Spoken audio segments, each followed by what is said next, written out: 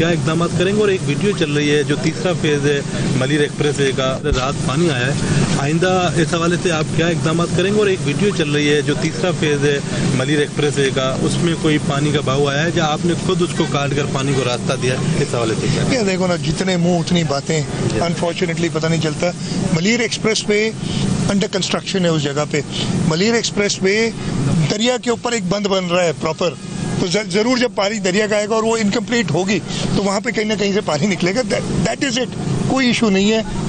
मतलब अपनी एनर्जीज किसी अच्छी चीज़ पे खर्च करो ना तो वो अच्छा होता है। मैं किसी को क्रिटिसाइज नहीं कर रहा, मैं सिर्फ तनकीद करूँ कि इस वक्त मौका था लोगों को बचाने का जल्द से जल्द, और बैठ के अपनी स्टोरियाँ बनानी। मलिर एक्सप्रेस अल्हम्दुलिल्लाह बिल्कुल ठीक है, और वो जो पोर्शन था वो अंडर कंस्ट्रक्शन है, और उधर पे अगर अंडर कंस्ट्रक्शन में दरिया के चढ़ने से इधर तो आपने देखा कि पूरे रोड बंद करने पड़ेगा, थोड़ा सा कहीं वो मिट्टी को उसने कहा है तो कोई इशू नहीं है। दूसरा आपका कैसे चलता है? टाउन को